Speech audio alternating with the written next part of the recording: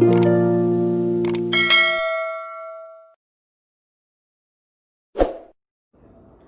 God. परमेश्वर के नाम की महिमा हो। Welcome to another class of online Bible course. Online Bible course के अगले कक्षा में आप सबका स्वागत है। This is the class of Bible survey of Old Testament, और ये पुराने नियम का सर्वेक्षण का क्लास है। and here we study about pre-exilic historical books. और यहाँ बंधुआई के पहले लिखे गए ऐतिहासिक पुस्तकों के बारे में सीखते हैं। And this is the second part of pre-exilic historical books, और बंधुआई से पहले लिखे गए ऐतिहासिक पुस्तकों का दूसरा भाग है ये, which were written in the period of kings. और जो राजाओं के समय में लिखा गया है। So in this session we study about two books. और इस भाग में हम दो पुस्तकों के बारे में पढ़ेंगे, First Chronicles and Second Chronicles. पहला इतिहास और दूसरा इतिहास। So,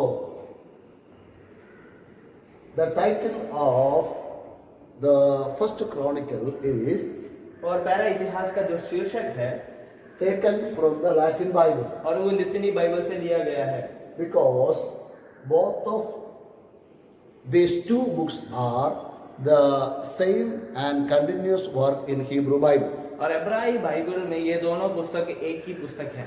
This is the daily records of events in Israel. और इस्राएल में जो प्रतिदिन जो कार्य होते थे उनका लिखित एक रूप है ये।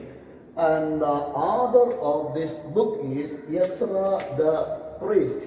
और जो याजक एस्रा था वही इस पुस्तक का लेखक है। This book is written between around BC 450 and 400. और ये जो समय जो लिखा गया है वो 450 से 400 BC के बीच में लिखा गया है। And what is the purpose of writing this book? और इस पुस्तक को लिखने का उद्देश्य क्या था? After the return of Jewish people from Babylonian captivity, और यहूदी लोग जब बेबीलोन की बंधुआई से वापस आए, they need the history of Israel to study about their past. और उनके लिए उनके पूर्व के बारे में या उनके इतिहास के बारे में जानना जरूरी था, क्योंकि उनके पिछले दिनों को समझ पाए। Especially about the history of Judah. और यहाँ तक कि यहूदा के विषय में, In order to ensure their obedience to God's covenant, और परमेश्वर के साथ जो उन्होंने वाचा बांधी उनके उसमें कैसे वो आज्ञाकारी थे, lest the tragedy of the past be repeated. और उनके पूर्व पिछले समय में क्या क्या उनके साथ दुर्घटना हुई है, इन सब बातों को बताने के लिए। So in order to teach the people about the necessity to obey the commandments of God, और लोगों को ये समझाने के लिए कि परमेश्वर के वाचाओं को कैसा उसका अनुसरण करना है, the priest Ezra wrote this book. और यसरा जो याजक था उसने ये पुस्तक लिखा है। There are 29 chapters and 2 divisions in First Chronicles. और पहले इतिहास में 29 अध्याय और 2 विभाजन को हम देख सकते हैं। The first division is about the roots of Israel. और पहला जो विभाजन है वो इस्राएली लोगों के जड़ के बारे में बताता है, उनका आगमन कैसे हुआ उसके बारे में बताता है। Begin from chapter 1 and end with chapter 9. और पहले अध्याय से शुरू होकर 9वीं अध्याय पर खत्म होता है। And these 9 chapters are the most extensive genealogies in the Bible. और ये जो 9 अध्याय हैं इन्हीं में जो वंशावली बहुत लंबी तौर पर दी गई है। This genealogy is written to establish the line of David as the promised messianic line. और ये जो वंशावली इसलिए लिखी गई थी कि ये दिखाने के लिए जो दाऊद की जो वंशावली है वो जो वायदे किया गया मसीह का वंशावली है। So focus is given upon 3 important things. और यहाँ 3 बातों के ऊपर ज्यादा महत्व दिया गया है। Number 1, Judah. और पहली बात जो है यहूदा। Judah is the tribe of David. और यहूदा जो था वो दाऊद की जो वंश थी, and from whom Christ also would come. और जिनसे मसीह का भी जन्म होने वाला था। Number 2, the tribe of Levi. और जो दूसरा था वो लेवियों का गोत्र था।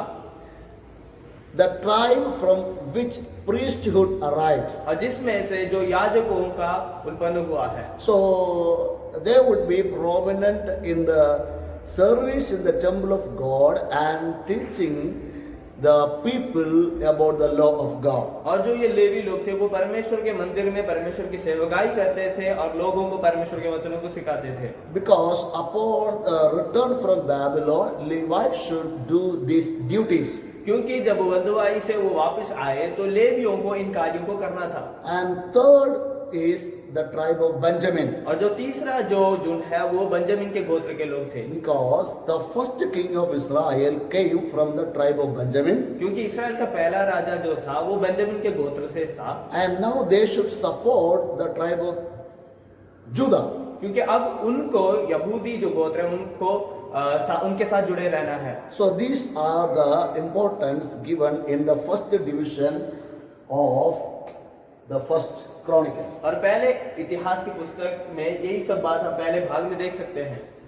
And the second division of first Chronicle tells us about reign of King David.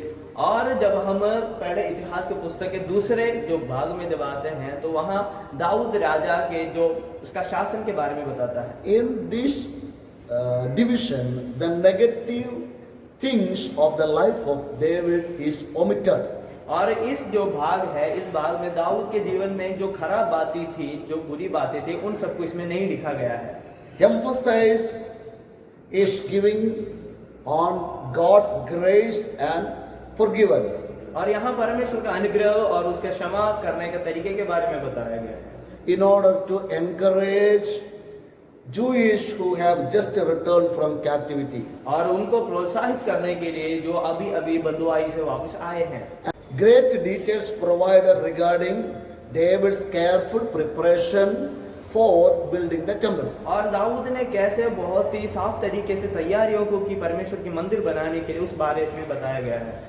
Includes raising of funds और जैसे कि उसने पैसों को इकट्ठा किया and selecting building materials. और जो उस निर्माण को करने के लिए जो चीजों की जरूरत थी। And this book ends with David's charge to his son King Solomon. और यहाँ ये पुस्तक खत्म होता है तो दाऊद अपने उस अधिकार को अपने बेटे सुलेमान को देता है।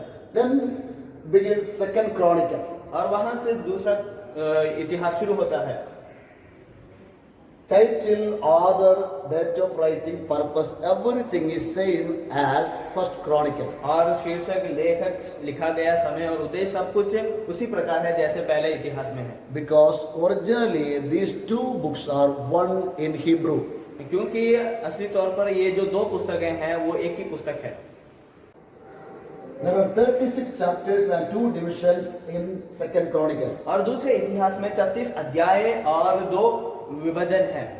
The first division is about Solomon's reign and the dedication of the temple. और पहला जो भाग है वहाँ सुलेमान का जो शासन और परमेश्वर के मंदिर के समर्पण के बारे में बताया गया है। Begin from chapter 1 and end with chapter 9. और पहले अध्याय से शुरू होकर 9वीं अध्याय पर ही खत्म होता है। This division highlights the positive aspects of 40 years reign of King Solomon. और यहाँ इस भाग में सुलेमान की 40 साल की जो शासन थी उसमें जो अच्छे काम हुए हैं उसके बारे में बताया गया है। Significance emphasized जो महत्वपूर्ण बात इसमें बताई गई है on worship and wisdom and wealth of Solomon. और सोलोमन की परमेश्वर की और आराधना करने के तरीके और उसकी बुद्धि और उसके धन सम्पत्ति के बारे में बताया गया है। Also, the preparation for building and dedication of the temple are recorded in great detail. और बहुत ही बड़े तौर पर यहाँ परमेश्वर के मंदिर के बनावट के बारे में और उसके समर्पण के बारे में भी बताया गया है। Because the temple that Solomon built was one of the magnificent temple ever built in the world. और इस संसार में जो मंदिरें बनाई गई हैं उनमें से बहुत ही महत्वपूर्ण जो मंदिर बनाया गया वो सुलेमान के द्वारा बनाया गया मंदिर था। Solomon offered a great number of sacrifices during the time of the dedication of the temple. और इस मंदिर के समर्पण के दिन सुलेमान ने बहुत बड़ी बलियों को वहां चढ़ाया था। God manifested His glory and presence. और परमेश्वर ने अपनी उपस्थिति और महिमा को वहां प्रकट किया। God's glory filled the temple of God. और परमेश्वर का महिमा उस पूरे मंदिर को भर गया। God wants Solomon, और परमेश्वर सुलेमान से चाहता था if he disobey God, अगर वो परमेश्वर के बातों का आगे पालन नहीं करेगा he will have the consequences of disobedience. और उसके जो अन्यायकारिता का जो फल है उसको वो लेना पड़ेगा। These are the main things in the first part of the second Chronicles. और दूसरे इतिहास के पहले विभाजन में हम इन सब बातों को देख सकते हैं। Then the second part of second Chronicles. और दूसरे इतिहास के दूसरे विभाजन की ओर आते हैं। It tells us about the reign of succeeding kings and destruction of the temple. और इस भाग में जो सुलेमान के बाद जो जितने भी राजा आए हैं उनके बारे में बताता है और परमेश्वर के मंदिर के नाश होने के बारे में बताता है। Begin with the chapter 10 and end with the chapter 36. और यहाँ ये भाग अध्याय 10 से शुरू होकर अध्याय 36 पर खत्म होता है। This section starts with the split of kingdom after the death of Solomon. और ये भाग सुलेमान राजा के मृत्यु के बाद जो देश को दो भागों में बांट दिया जाता है वहां से शुरू होता है। The reign of 20 kings of Judah are reviewed. और यहाँ 20 राजाओं के जो शासन के बारे में बताया गया है, focusing on those kings who followed the Lord. और उनके ऊपर ये ध्यान रखे हुए जिन्होंने परमेश्वर का अनुसरण किया था। Even though 20 rulers ruled in Judah, और जहाँ तक यहूदा में 20 राजाओं ने अपना शासन किया है, emphasis is given on some of the godly kings. और वहाँ सिर्फ ध्यान और ज्यादा समर्थन उन पर ही दिया गया है जिन्होंने परमेश्वर की बातों को माना है। Out of 20 rulers of Judah, और यहूदा के 20 राजाओं में से 8 were clearly good. और उनमें से 8 जो राजा थे वो शुद्ध थे 2 were good and evil. और 2 ठीक अच्छे भी थे लेकिन बुरे भी थे। 10 were evil, but 10 were evil. और जो 10 राजा थे वो बिल्कुल खराब थे। But all the kings of the northern kingdom were evil and God judged them. और जो उत्तर देश के जितने भी राजाएं थे वो सब लोग परमेश्वर की दृष्टि में दुष्ट थे और परमेश्वर उनके ऊपर अपने दंड को भेजता है। And this division relate to some of the good kings of Judah like Asa, और जैसे कि यहूदा के कुछ अच्छे राजा हैं जैसे कि आसा, Jehoshaphat, यहोशाफात, Joash, जोआश, Hezekiah एसेकिया and Josiah. और यहोशिया। These were some of the there were some revival and reforms during the time of these kings. और इन राजाओं के समय में कुछ ना कुछ तो बेदारी और बरकतें आती थी। But the nation really never turned completely from its sinful ways. लेकिन उस देश ने या उस राज्य ने कभी भी अपने पाप भरी उस रास्तों से पीछे मुड़ा नहीं है। They did not learn spiritual lessons from the fall of northern kingdom Israel. और उनका जो उत्तर देश इस्राएल के पतन से उन्होंने कोई भी तरह के आत्मिक पाठों को अपने जीवन में नहीं लिया था। Especially the last 4 kings were evil. और खास तौर पर जो आखिरी 4 राजाएं थे वो बहुत ही दुष्ट थे। There were some revival and reforms during the time of good kings of Judah. और यहूदा में जब अच्छे राजा थे उन समय में कुछ आशीष और बढ़ोतरियां हुई थी। Even though some kings decided to revive the nation, और उनमें से कुछ राजा अपने देश के ऊपर एक बेदारी को ले आना चाहते थे, the nation really never turned from its sinful ways. लेकिन उस देश ने कभी भी सच्ची तौर पर उन पाप के रास्तों को छोड़ा नहीं था। Especially the son of Hezekiah, Manasseh, और हेzekiah का जो बेटा मनश्शे था was the most wicked king of Judah, और यहूदा का सबसे दुष्ट राजा वही था, and followed him many wicked rulers ruled. और उसके बाद और भी दुष्ट भरी जो राजाओं ने वहां शासन किया। Especially the last 4 kings were evil. और जो आखिरी के जो 4 राजाएं थे वो बहुत ही दुष्ट थे। They contributed directly to the final fall of Judah. और यहूदा का जो पूरा पतन का कारण ये 4 राजाओं थे। So Judah finally fell into the hands of Babylonian in 586 BC. और यहाँ अंत में बेबीलोन के हाथों में इस्राएल पड़ जाता है They destroyed the city of Jerusalem और उन्होंने यरूशलेम के उस शहर को नाश कर दिया and the temple of God in Jerusalem. और वहाँ के परमेश्वर के मंदिर को भी।